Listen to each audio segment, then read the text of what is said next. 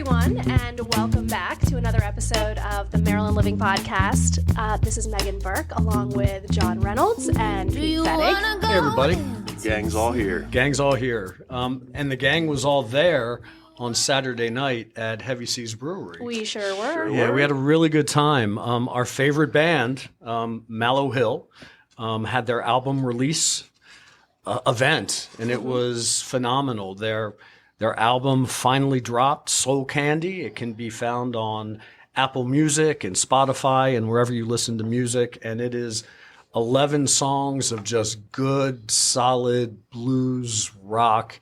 And the band did a great job at Heavy Seas. They really did. They really did. And what a great venue. It was such a cool venue.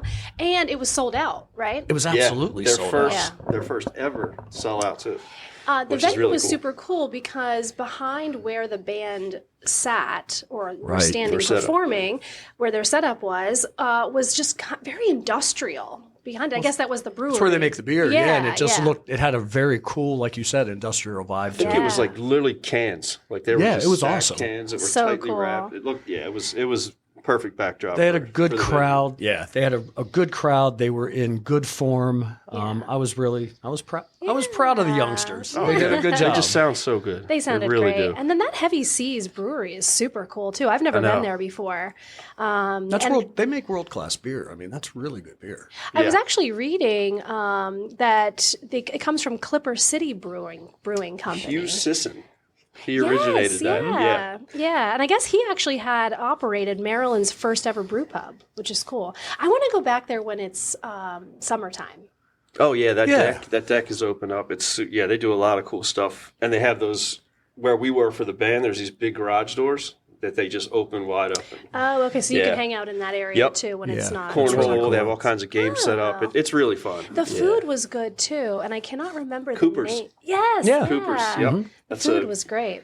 That's a staple of downtown Baltimore, Fells Point. Yeah. It's an awesome restaurant. That's their food truck. And we had a lot of friends and family and supporters of the band show up. We had a lot of podcast listeners there. Absolutely. We did. We appreciate everyone's positive feedback. Absolutely. And not to take glory from the band, we got some props about the podcast, which was nice. They support us. We'll support them forever. Absolutely. They're awesome. And I'm excited to announce we had a conversation with the band before they took the stage, and they've agreed to come on the Maryland Living Podcast in an upcoming episode. So we're excited about that. So excited. So Maryland Day is coming. Maryland Day, March 25th. I know. I was driving to school this morning, and Aiden asked, what are you guys talking? Aiden, my son, my 11-year-old, said, what are you guys talking about on the podcast today? And I said, well, actually, we're going to talk a little bit about Maryland Day. And he goes, that's March 25th. And I was like, how do you know that? I think it's so cool that they're teaching it in school still. Yeah.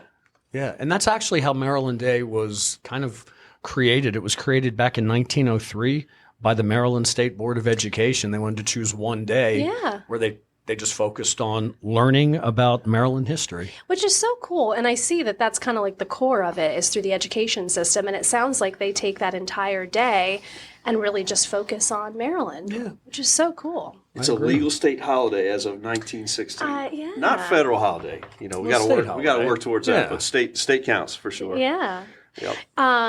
So something else I did this weekend is I watched this movie on Netflix, 6888. Oh, I've heard about that one. Watch that. My mom mentioned it to me a while ago, and I don't know. I'm actually kind of embarrassed to admit this, but I'm not the biggest history person, but I actually really enjoyed this movie, and it's completely true, or it's based on a true story, but it's directed by Tyler Perry. It's on Netflix, and basically what it is it's the story of 855 U.S. African American women who came over from the United States to Europe to help sort the massive backlog of the mail during World War II.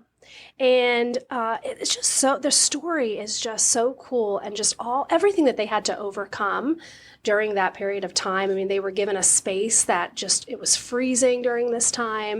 It was a different time. They went into the airplane hangar where they were keeping all of this mail, and they opened up one, and they said, oh my gosh, how much more mail is there? And they said, it's in every airplane hangar. Wow. And so they were given 6 months, and it was really a job that was set up to fail. But anyway, they got it done actually in 3 months, and then moved on to France and did some more mail there. And really why they did it was because they associated the not having mail with low morale for the soldiers. That makes sense. Oh, I'm sure. Yeah. And why this is tied to Maryland is because out of that 855 women who were there, 19 were from Maryland. Really? Yeah. Wow. That's really cool. Which is so cool. And there's a woman in Catonsville by the name of Karen Taylor, and she spoke with Capitol News Service recently, since the movie came out in December, and talked about her mother, Vivian, who was one of the women. Wow. Yeah, so Very cool. cool. What's her name? Karen Taylor? Her name is Karen Taylor. Her mother's name was Vivian Taylor. Okay. After World War II, she came and settled in Salisbury. She was a teacher. Nice. Just such a cool story. And then Netflix, right? it's That's on where- Netflix. Yep. I mean, I just cannot recommend it enough. I'm probably going to watch it again. But they actually put a monument at Fort Leavenworth in Kansas to honor the women, which is just so cool. That's really cool. But yeah, I can't recommend it more. And actually, Wes Moore, he designated March 9th as a day of honoring the women in the Central Postal Directory Battalion. Good for him. Good for our governor. Yeah. Yeah, Nice. no, very exciting. Again, I'm probably not even doing the story justice because it just kind of gives you goosebumps just what they went through and Yeah. just how it's connected to Maryland, which is Yeah. so cool. I'll definitely check it out. Yeah. that sounds Definitely like a check it winner. out. Yep. There are a lot of movies and TV shows that are kind of connected to Maryland. Yeah. More filmed than you in may Maryland. More than you may think. One of my favorite horror movies of all time is The Blair Witch Project. Oh, yeah. And it was Yeah, that's a good one. it was filmed here in 1999. Part of it, I believe, in Montgomery County, but the woods were in Burkittsville. out in Yep. Frederick County. Okay, that's cool. Been there. Yeah. I love that movie so much. It's such a good movie. It's actually kind of, I think, what turned me on to horror movies. Yeah. Kind of, yeah. So low budget, and they crushed it. Yeah. It's unbelievable. And they actually did a sequel to that movie that didn't do as well. I think it was called Book of Secrets or, You can't or something capture that like magic that. twice. Yeah. And it was filmed in Gwynns Falls Park, which is the park that we talked about on the Oh, yeah. Right. the last Yep. podcast. Hairspray, everyone's familiar with the Hairspray musical, but before the Hairspray musical, John Waters, who's from Baltimore, directed the Hairspray movie with Ricky Lake and Divine and a bunch of other people. He's pretty prolific. He's prolific. He's a little bit he's a lot of bit alternative. Yeah. Okay. Eccentric. But it was filmed in and around Baltimore. All of John Waters' movies are filmed in and around Baltimore. Perry Hall High School was featured prominently. A movie that we've spoken about on the podcast before, Wedding Crashers, Oh, so good. was filmed in D.C. and Maryland. And the list goes on and on. I mean, Enemy of the State with Will Smith, The Social Network. Back in the day, there was an Al Pacino movie called And Justice for All that was filmed in Baltimore. Live Free or Die Hard with Bruce Willis. Top Gun Maverick, the new Top Gun movie, part of it was yeah. filmed Okay. I didn't know on the that. Patuxent River. Really? I didn't know that either. Oh, in The Wire. Oh, yeah. Well, yeah. I literally have the entire Is that DVD just collection. goes without saying, The yeah, Wire? that is that. If anything put Baltimore on the map, it was The Wire. Yeah, there's Yeah. So probably good. three of the best police crime shows Mm-hmm. I've ever seen are Baltimore. So there's The Wire, there's Homicide: Life Yep. on the Street from back in the Remember day, that one? and that one that was out just last year, We Own This City, Oh, yeah. about the gun trace task Yes. force and the city police He corruption. did pretty good with the accents. They did a good job. Well, Yeah. the main guy, what's his name? He was in the first couple seasons of Walking Dead. I'm watching him do the Baltimore accent, and he's nailing it. So I'm like, okay, that's a hard accent to learn. How's he doing this? He's from Maryland, and I didn't know that. He's from down in Montgomery County. I don't even know how you would quantify the Baltimore accent. Well, we've talked about Who it do you before. bring this in to teach? I don't know if it's Ew. teachable. I don't either. yeah, there's It's the flat O, and yeah, it's Yeah. I you think know it. it You can know be- it when you hear yes, it. you Yeah, absolutely know for it. sure. It's for very sure. similar to the Philadelphia accent, but still they're different. Yeah. But they are similar. And then one of the funniest shows I think that's ever been created, Veep. Oh, yes. With Julia Louis-Dreyfus. So funny. It's HBO, and the first 4 or 5 seasons of that show were filmed in Columbia, Maryland, and Baltimore. Okay. It's about the sharpest wit you'll ever find. It is so precise. They say the meanest things to each other, and it's hilarious. Quick, yeah, it's quick fire succession too. Yeah, that's so good. That's got total rewatch. And while Veep was being filmed in Columbia and Baltimore, the first show produced for streaming, Netflix's House of Cards with Kevin Spacey and Robin Wright, that was being filmed in Baltimore also. So we had a lot going on back then. Wow. Yeah. Did you say Borat? Yeah, there's a scene in Borat with the driving instructor. Right. Okay. Yeah. And that driving instructor, that one too much. I had his name somewhere. I don't have it, but he ended up. Actually, a lot of people who were featured in that movie ended up suing. Oh, really? Oh, for sure. And the driving instructor, he sued for, I think it wasn't a lot. It was like $100,000, and the case was dismissed. Okay. So, yeah. You know, I watched that movie the first time, and I really couldn't get into it. Man. And then the second time I watched it, I was like, okay, now I The fifth see. time you watch it, it's gold. It's so inappropriate. You It's don't want to so watch it with your kids. No, for But sure. it's comedy gold for sure. There's a bunch of documentaries too about Maryland. Not even just about Maryland, but the people of Maryland, the Keepers. Oh yeah. Oh, Yeah. that was a big deal. That was a really big deal with Catherine Sesnick. Sister Catherine Sesnick. Yeah. And I remember, shortly after we first moved to Baltimore, hearing that story, it was almost like an urban legend. Okay. And then to realize that she lived in the apartment building just a few blocks from me. St. Agnes Apartments, right? No, it was Carriage Hill Apartments off of North Bend. Yeah. And that she was a high school teacher at Seton Keogh High, which is my eldest daughter, Kate, went there for a year. Okay. Yeah, so it was interesting. And if anyone out there hasn't seen that, that show, it's really, really worth watching. It's really hard Super not disturbing. to watch the entire thing. Yeah. You have to have a good couple hours to sit down and binge it because you can't stop watching it. Yeah. It's interesting. It's kind of, a lot of these stories come out. So you hear these urban legends and then the whole story comes out later on. Yeah, and as her murder is still technically unsolved. Yeah. But that documentary really kind of shined a light on a lot of stuff. What's Yeah. interesting is that documentary came out in 2017, and Seton Keogh High School, the school that features prominently in that story, closed its doors that same year. Oh. And within a year, it had been demolished, torn down. to the ground. It's now an industrial park. I did not realize Yeah. that. Oh yeah. Yeah. Wow. That's interesting. Yep. Trying to think of other documentaries. What's the one with? We actually mentioned it last week about the park. Oh, the serial. Yeah. Yeah, Or actually, that's a podcast. that was a It's a podcast. Yeah. Yeah, HBO did a They did. They did a documentary, documentary. about the accused killer, Adnan Syed. I think it's Yeah. called The Case Against Adnan Syed or Yeah. something. Right. HBO, very, very well done. Yeah, It's, I remember. it's worth a now. watch. Yeah, that was really, really good. Yeah.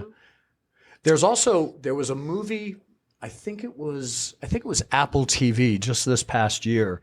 There was another urban legend about a woman that was found dead in the big water fountain at Druid Hill Park Lake, way back in the day, like in the 60s. And Laura Lipman, who's a local author, she wrote a mystery novel about it, and she kind of speculated on how things went down. And Apple TV turned it into like a limited series this past year. It's called Lady in the Lake. We watched it. It's okay. Okay. Yeah. I've seen that book before, and I almost have purchased it. The book's but- good. Yeah, I should read that The book. book's good. Yeah, that's interesting. Well, guess who was back? Your obsession. I know. Mr. I am Pizza. obsessed. Dave Portnoy was back. Actually, I don't know if he was back or this was just filmed a while ago because he was on his way back from the Army-Navy game. Right. Yep. Which he spoke so highly of, which I just thought was so cool. And he said that it's a bucket list item that you have to do in your life. And Yeah. I just could not agree more. Yep. I thought I've that done it was once. so cool that he said that. Yeah. Because he was talking about the flyover and just all of the people that just get so excited to be there. But anyway, he went to Rocco's Pizza. He gave it a 7.8. Rocco's Pizza in Glen Burnie, or as he pronounces it, Glenbury. Yeah. Right? He had a couple different names. Yeah, he for did. it, The end was It's an H okay. or something. It's okay. It's Yeah. But fine. he can say it however he wants. Yeah. And Because he respected the pizza. He did. that's a high mark. Yeah, did. for him it is. And it looked really good. I haven't had it, so I'm definitely going to try that. I might have sent him an Instagram message Might. Daily. telling him to go to Little Carmine's Oh, in yeah. I Millersville. love Little That's Carmine's. my favorite That's our pizza go-to. place. Yep. Oh, is that your go-to? Absolutely. Yeah. Whenever we get pizza, sir. Have you had Little Carmine's? I have not. It's Okay, really I'm good. going to bring it in sometime. It's Yeah. so good. Even my kids love it. Everyone loves it. Will you bring it in with that beef casserole noodle thing that you're Tonight's making dinner. tonight? I'm making that tonight, and maybe I'll bring in a little for you tomorrow if there's any left. Okay. Well, Double batch on the way. tell the guys to Leave a little for. leave a little for John and Pete. Okay, will absolutely. do. But anyway, I'm Absolutely. just so glad that he is frequenting Maryland. Yeah. I am today. too. Yeah, and it's, he's putting it's these cool to places see. on the map He for us really who we haven't been. is. So. Yeah, it we're helps hearing about everybody. him. Yeah, it helps the owners and Yep. everything. So that's a good so deal. cool. And then we've got St. Patrick's Day coming up Yeah, in March. in March. And 17th. there's a bunch of cool things going on. I personally, I love St. Patrick's Day and all the parades. We always go to the one in Annapolis, which this year is on March 16th. And there's one in Baltimore too. Yeah, the one on Baltimore is March 16th. It starts in Mount Vernon at the Washington Monument, goes down Charles Street to Okay. Pratt Street towards the Inner Harbor. Cool. It's a tradition. They've been doing that there for years. There's one in Gaithersburg too, 10 a.m. on March 15th. That looks like that's a really big one too. I have not been to that one. But then I just learned about the one in St. Michael's. That's coming up too, and they have egg races. Oh, nice. Yeah. Nice. That's cool. And I never knew that Ocean City did one. Ocean City has been doing a St. Patrick's Day parade since 1980. This year it's March 15th. And the lineup for the parade is at 61st Street, and then the parade route goes down to 44th Street. And the 45th Street Village Shopping Center becomes an Irish festival. All right. Well, next up, we've got Pete with an update on the Key Bridge. Everybody wants to know what's up with the Key Bridge. I do. We want to know when that thing's going to be back in business so we can drive over it. Right. Looks like the completion is set for fall of 2028. So there's a lot of things that still have to happen now, like the whole thing being built. There's some really good resources out there. keybridgerebuild.com. And there's also on the Facebooks, Keybridge Rebuild Facebook page you can go to. We got some information from that.